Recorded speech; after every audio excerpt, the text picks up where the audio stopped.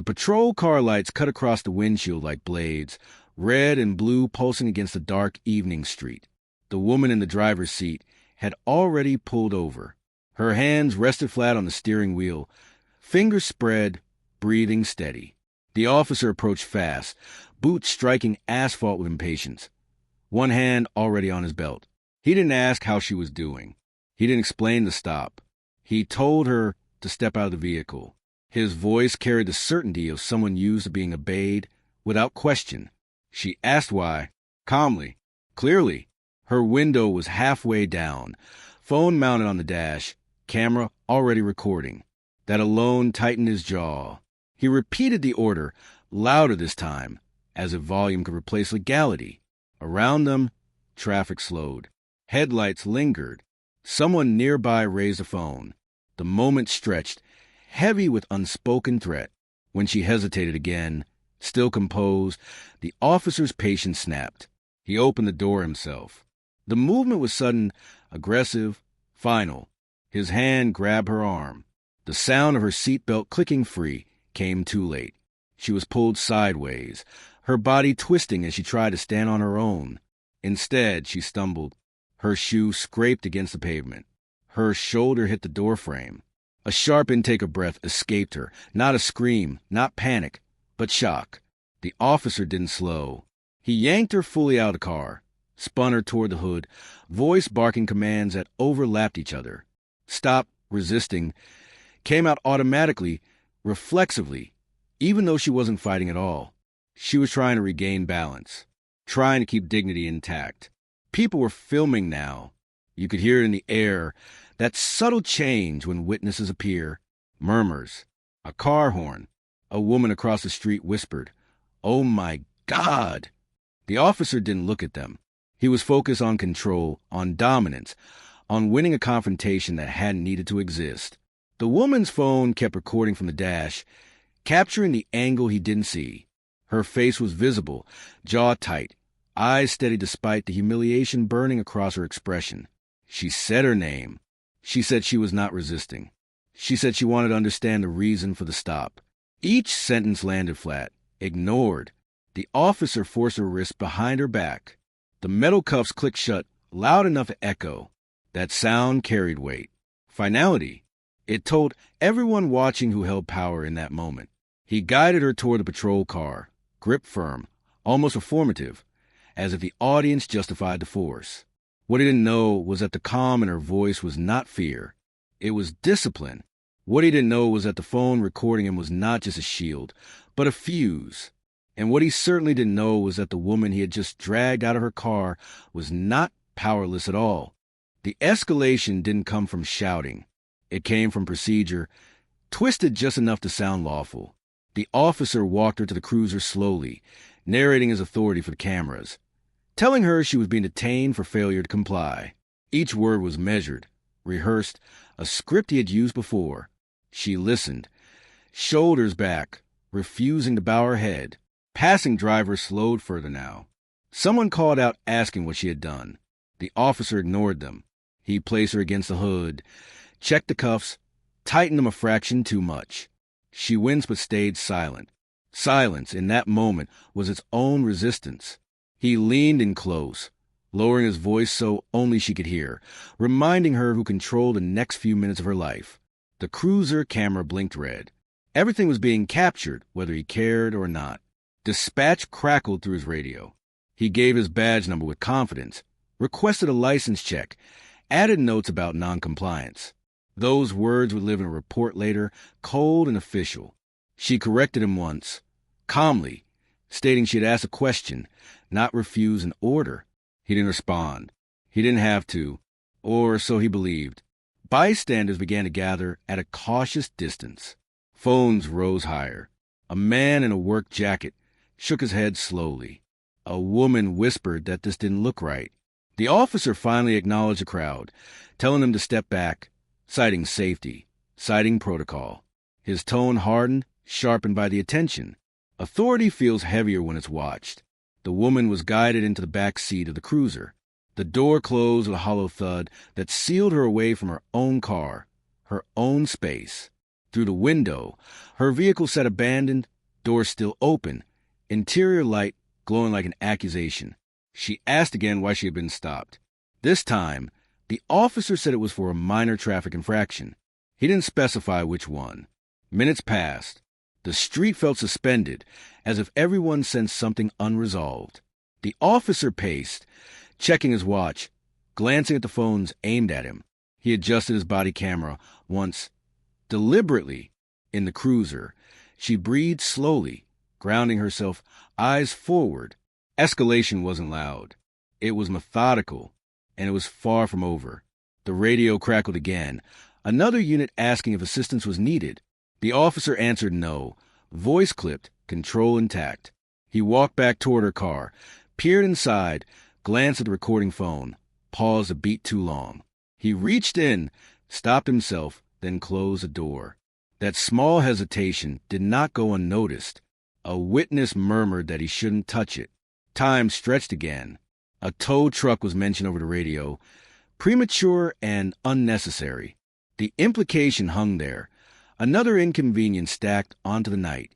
She listened carefully, cataloging everything, the words, the pauses, the assumptions. In the cruiser, her reflection stared back at her in the dark glass, composed despite the cuffs. The officer returned to the rear door, stood there without opening it, as if deciding his next move. His training told him to proceed, to escalate paperwork, to justify the stop. His instinct warned him that something about this was different. He ignored the warning. A supervisor was requested by someone in the crowd, their voice calm, persistent. The officer bristled, snapped that it wasn't necessary. That refusal was caught on multiple angles. The night air felt tighter, charged with expectation. Justice stories always turn on moments like this, when pride outweighs prudence. He finally opened the door, leaned in, reminded her again of the charges he was considering. She met his eyes, voice level, asked for his name. He gave it, clipped. She repeated it, clearly. The cameras caught that too. Traffic resumed slowly, the spectacle losing novelty but not tension. The officer radioed in an update, adding language that painted resistance where there had been none.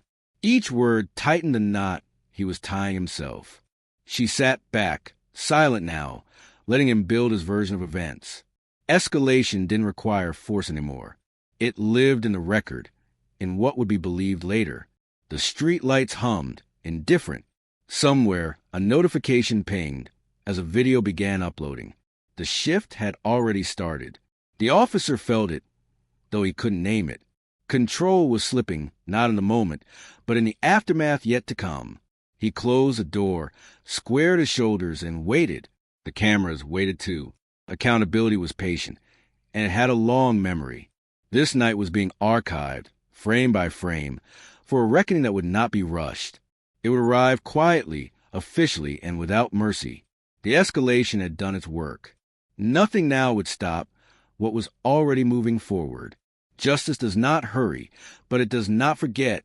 The misuse of authority revealed itself not through a single act, but through accumulation.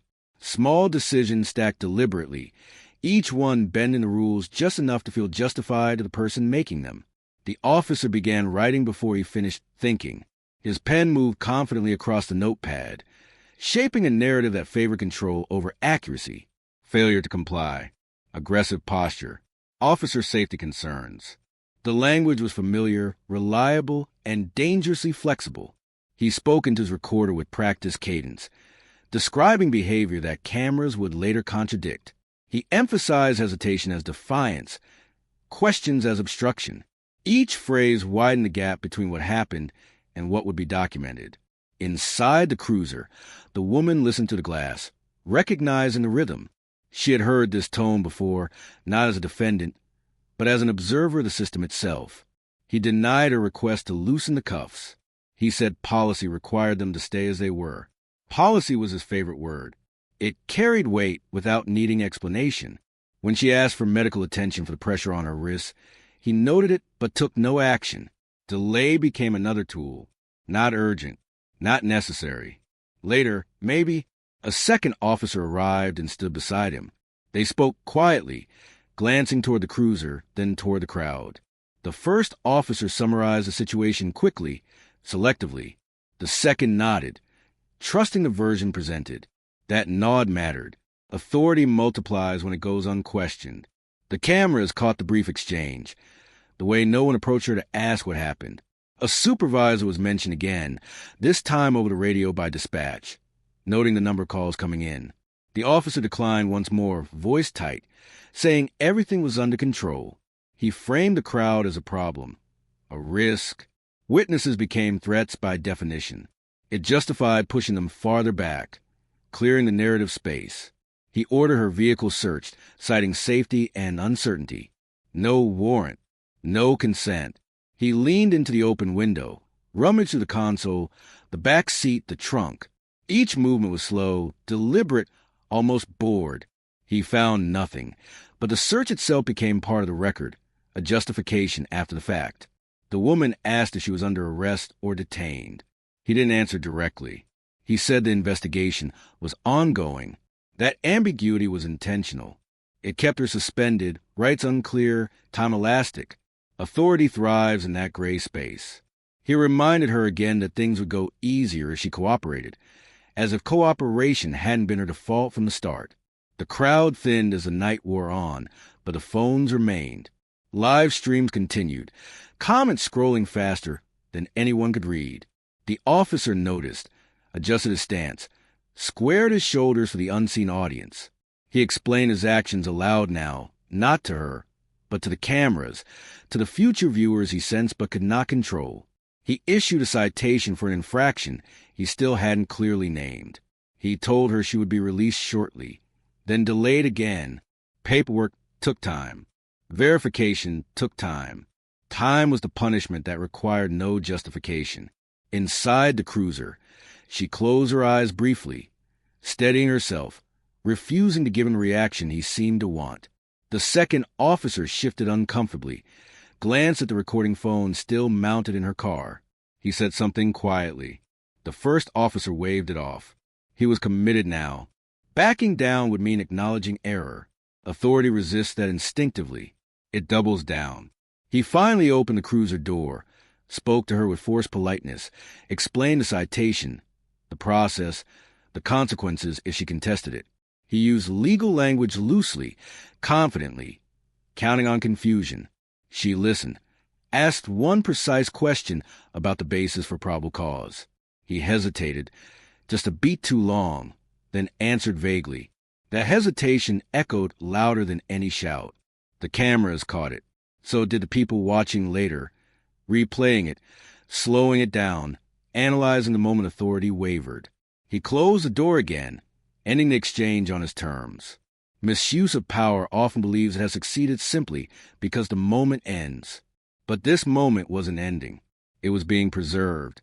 Reports would be written. Videos would be shared. Statements would be compared. The system he relied on would soon look back at him through its own rules. He stood beside his cruiser, posture rigid, convinced he had managed the situation. In reality, he had exposed himself layer by layer. Authority misuse leaves fingerprints everywhere. It forgets that procedure, once recorded, becomes evidence. And evidence, when aligned with truth, does not negotiate. The power revealed did not arrive with an announcement. It arrived quietly, disguised as routine. A phone vibrated in the officer's pocket while he stood beside the cruiser, reviewing his notes for the third time. He ignored it at first. Then it vibrated again. He frowned, stepped a few feet away, and answered. His posture shifted almost immediately. The confidence drained first, replaced by alert attention. He turned slightly from the road, lowering his voice. The second officer watched him, curious. Whatever was being said on the other end was not part of the script. Inside the cruiser, the woman noticed a change without seeing the call. She had been counting breaths, grounding herself in the stillness. When the officer glanced back at her through the glass, his expression was no longer flat. It was cautious now, searching. The call ended. He stood still for a moment, radio clipped to his shoulder, humming softly. He looked at her car again, at the phone still mounted on the dash, at the quiet red light blinking on his own body camera. Then he walked back to the cruiser, slower than before. He opened the door. This time, he didn't speak right away. He asked for her name again. She gave it, clearly, without hesitation. He asked her to repeat it. She did. The way she said it carried no challenge, no triumph. Just fact. He nodded once, as if confirming something already known. Then he asked her where she worked. The question hung there, exposed. It was not procedural. It was not required. It was curiosity edged with concern. She answered him. Her title followed naturally, without emphasis, without pause. Judge, State Court, appointed 2 years prior. The youngest in the state's history. The night seemed to pull inward around them.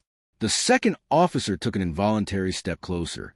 The crowd, sensing a shift they could not yet name, grew quiet again. Phones tilted, zoomed, steadied. The first officer's face hardened, then smoothed over too quickly.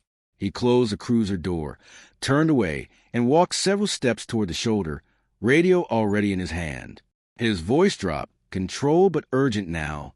He requested a supervisor. Immediately, procedure suddenly mattered. Minutes passed differently this time. Faster, purposeful.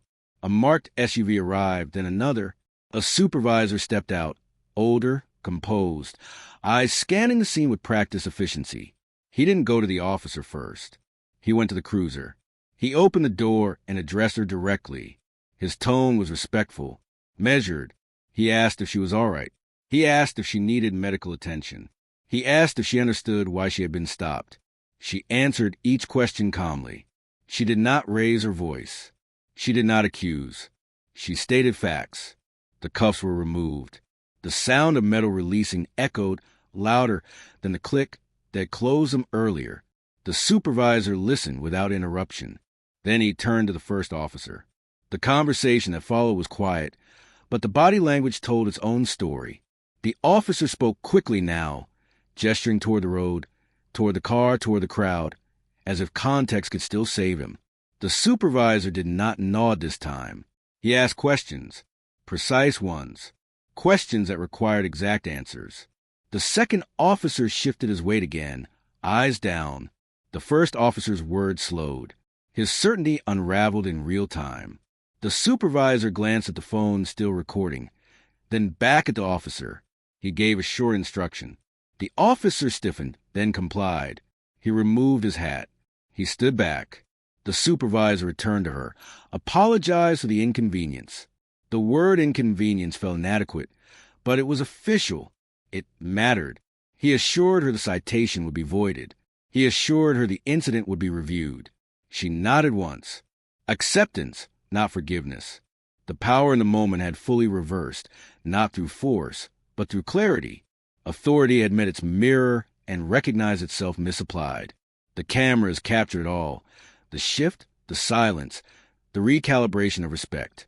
The first officer stood alone near his cruiser, no longer the center of the scene. The crowd watched, understanding now. This was not just a bad stop. This was a misjudgment with consequences already unfolding. The youngest judge in the state returned to her car, dignity intact, recording still running. She did not look back as she drove away. She didn't need to. Behind her, the system she belonged to began turning its attention inward. Consequences did not arrive with sirens or headlines. They arrived quietly, in emails marked confidential, in calendar holds labeled review, in phone calls that were not returned right away. The incident left the street that night, but it did not disappear. It moved into systems designed to remember. By morning, the video had crossed state lines, not through outrage, but through disbelief. Viewers watched the same details again and again. The calm hands on the steering wheel, the unnecessary force, the language that didn't match the behavior. Legal analysts paused frames, slowed audio, pointed out procedure where it bent and where it broke. Comment sections filled with a rare consensus. This one was clear. The department issued a brief statement acknowledging an interaction under review. No names, no conclusions. Internally, it was different. The supervisor filed his report with careful precision, documenting the initial stop, the use of force, the refusal to call for oversight, the eventual identification of the detainee. That last detail changed everything, not because of who she was, but because of what it exposed. Internal Affairs opened a case before the end of the day. Body camera footage was pulled. Dispatch logs were reviewed. The officer's report was compared line by line against video and witness accounts. Discrepancies surfaced quickly. Words like aggressive and noncompliant did not survive playback. The officer was placed on administrative leave pending investigation. Standard language. Standard process. He was told not to discuss the incident publicly. His badge and firearm were surrendered temporarily. At home, the silence felt heavier than the street ever had. Notifications kept coming, but none he wanted to open. The second officer was interviewed next. He spoke carefully, aware now of the weight of omission. He confirmed what he had seen and what he had not. His discomfort that night became part of the record. Witnesses were contacted. Their videos, clearer than memory, filled in every gap. The judge did not give interviews. She submitted a formal statement through counsel, factual and restrained. She did not exaggerate. She did not editorialize. She described sensations, timing, language used. She attached nothing else. She didn't need to. Within a week, the department announced preliminary findings. Policy violations. Failure to de-escalate. Improper detention. The language was clinical, but the meaning was unmistakable.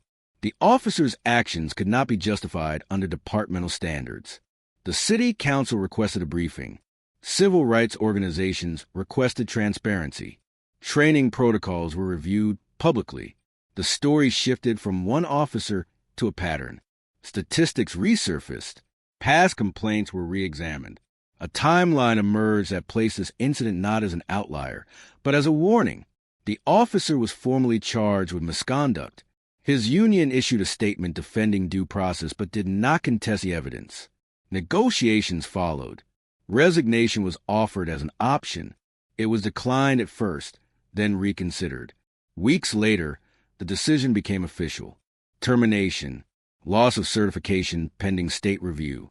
The consequences extended beyond employment. A civil suit was filed, not for spectacle, but for accountability. Settlements were discussed quietly. Training failures were acknowledged in writing. In court filings, language changed. What had once been framed as noncompliance was now recognized as unlawful escalation. The record adjusted itself, slowly, reluctantly, toward truth. The officer watched it unfold from the outside. He did not appear in the videos anymore. He existed in footnotes, in findings, in examples used during training sessions that followed. His name became a case study, stripped of context, reduced to lessons learned. For the department, the consequences were institutional. Leadership announced mandatory retraining. Body camera policies were clarified. Supervisor response requirements were tightened. These were not reforms born of goodwill, but of necessity. The judge returned to her courtroom. She did not reference the incident from the bench. She did not need to. Her presence carried its own gravity. Colleagues treated her with the same professionalism as before, but something unspoken had shifted. The system had seen itself reflected through her experience, and it could not look away. The public attention faded gradually, replaced by newer outrages, newer clips. But the record remained.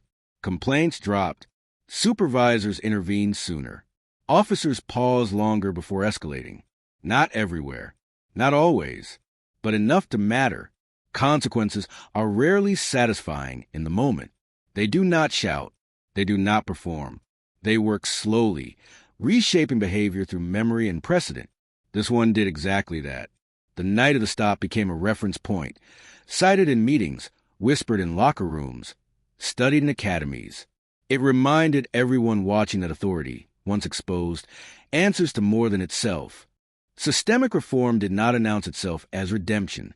It unfolded through paperwork, policy drafts, and uncomfortable meetings where silence carried more weight than argument. The department commissioned an external review, not as a gesture, but because internal credibility had been compromised. Independent auditors traced the incident backward, examining training records, complaint histories, response times. Patterns emerged where excuses had once lived. New guidelines were issued regarding traffic stops. Clear thresholds for removal from vehicles were defined, narrowed, stripped of ambiguity. Officers were required to articulate cause in real time, on camera, before escalation. Supervisors were no longer optional in disputed encounters. They were mandatory, logged, accountable. Body camera policy changed next. Footage could no longer be reviewed by officers before initial reports were filed. Memory would come first. Video would follow. The gap between perception and reality would no longer be quietly edited out. Training modules were rewritten to emphasize this difference, using real footage, including the night in question, anonymized but unmistakable. De-escalation training expanded beyond theory. Officers practiced silence. They practiced patience. They practiced being questioned without responding defensively. Role-play scenarios included calm civilians who asked lawful questions, removing the comfort of adversarial framing. Instructors paused sessions to ask a simple question. At what point did authority become ego? Oversight extended outside the department. A civilian review board was granted expanded access to footage and disciplinary outcomes. Their recommendations, once advisory, now required written responses from leadership. Transparency was no longer optional. It was procedural. Legislators took notice. A bill advanced through committee mandating statewide reporting on use of force incidents during traffic stops, disaggregated, searchable, public. Departments resisted quietly, then complied. Data has a way of outlasting denial. Courts adjusted too. Judges across the state referenced updated standards in suppression hearings. Reports were scrutinized more aggressively. Vague language no longer passed without challenge.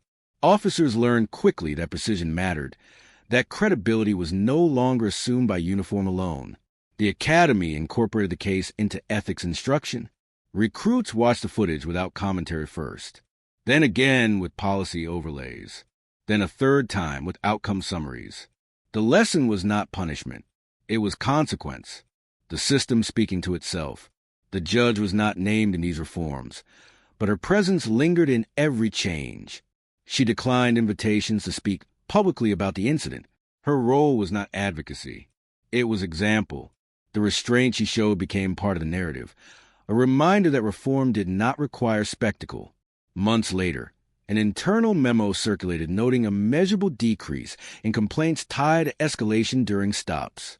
It was not celebrated. It was acknowledged. Improvement rarely demands applause. It demands consistency. Systemic reform is never complete. It is maintenance, not repair. But that night had forced the system to confront itself with evidence it could not dismiss. The mirror had been held steady long enough to matter. By the time the story faded from the feeds, something quieter remained. Not outrage, memory, the kind that settles into institutions and changes how rooms feel when decisions are made. The judge drove the same roads afterward. She stopped at lights. She signaled turns. Nothing about her routine changed, and that was the point. Justice did not need to announce itself. It needed to hold. The officer's name eventually disappeared from headlines, but not from records. Accountability followed him in applications, disclosures, explanations he could never shorten. Consequences rarely loud. It is permanent. For those who watched, the satisfaction was not in seeing someone fall. It was in seeing power corrected without chaos. Calm truth against loud assumption. Procedure used as it was meant to be used. This story was never about status. It was about exposure. About what happens when ordinary restraint meets extraordinary scrutiny. About how systems respond when the cameras do not blink. If you are listening to this, remember what mattered most. The questions asked politely. The pause before escalation. The refusal to surrender dignity. These are not dramatic acts. They are civic ones. Justice does not always arrive fast. Sometimes it arrives recorded, reviewed, and quietly enforced. When it does, it leaves the door open for reform instead of revenge. Stay attentive. Stay patient. Keep watching how power behaves when it thinks no one important is looking, because accountability begins the moment someone decides that the truth is worth preserving. And remember that change is sustained by attention, not outrage, by consistency, not spectacle, and by people who refuse to look away when fairness is tested.